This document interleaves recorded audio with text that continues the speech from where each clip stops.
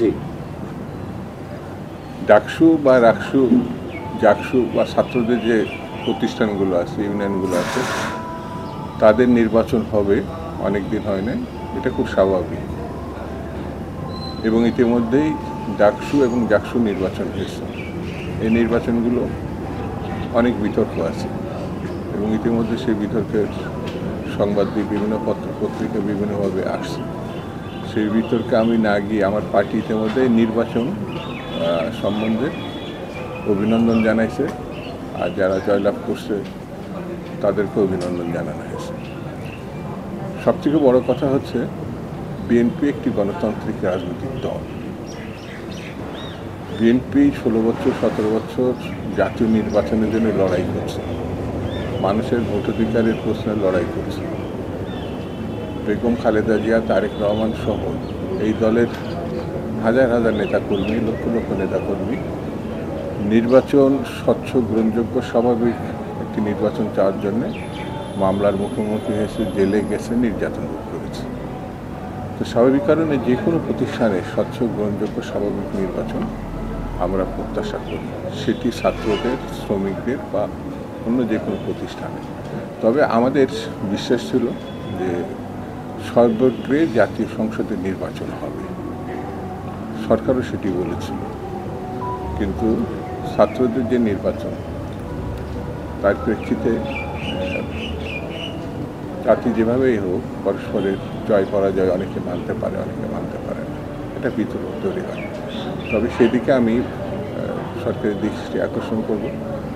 জাতীয় সংসদের নির্বাচন টাইম ফ্রেমের মধ্যে সরকার যেটা বলেছে ফেব্রুয়ারি, ওর মধ্যে হয়ে গেলে অনেক বিতর্ক আমরা এড়িয়ে যেতে পারবো এবং সেটি আমরা চাই, বিএনপি চাই।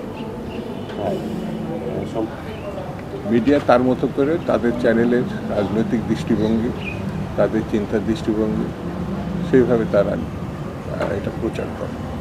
আওয়ামী লীগের প্রচার, ম্যাক্সিমাম মিডিয়া আওয়ামী লীগ এবং আওয়ামী লীগ ঘেঁষা, দু চারটে আছে তার বাইরে। তো তারা যদি সত্য বলে তো দেখা যাবে 2-4টে, আর 100টা আওয়ামী ঘেঁষা চ্যানেল মিথ্যাটা প্রচার করলেও সেটাই প্রকাশিত হয়। 8 মাস আগে এই দেশের যে পরিবর্তন, 1 বছর আগে, সেখানে কিছু কিছু মন্ত্রণালয়, কিছু কিছু রাজনৈতিক দল নিয়ন্ত্রণ করছে। শিক্ষা মন্ত্রণালয় বা জনপ্রশাসন মন্ত্রণালয়, তো এই টাইপের যে রাজনৈতিক দল এটা নিয়ন্ত্রণ করছে, তারা বাড়তি সুবিধা ভোগ করছে। যদি কোনো ইসলামিক দলের শিক্ষা মন্ত্রণালয় থাকে তাহলে তাদেরই ভিসি থাকবে, তাদের প্রশাসন থাকবে।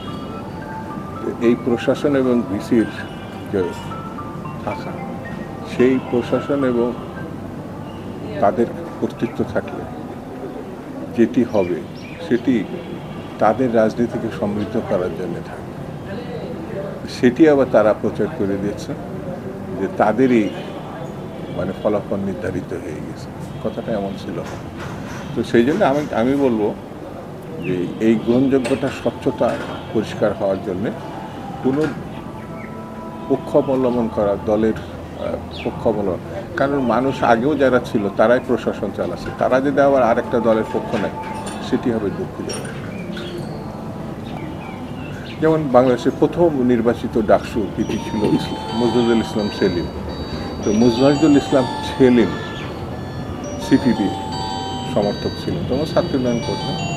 তো সিপিবি 52 বছরের মধ্যে ওই ধরনের উল্লেখযোগ্য জাতীয় সংসদের ভূমিকা পালন করতে পারে।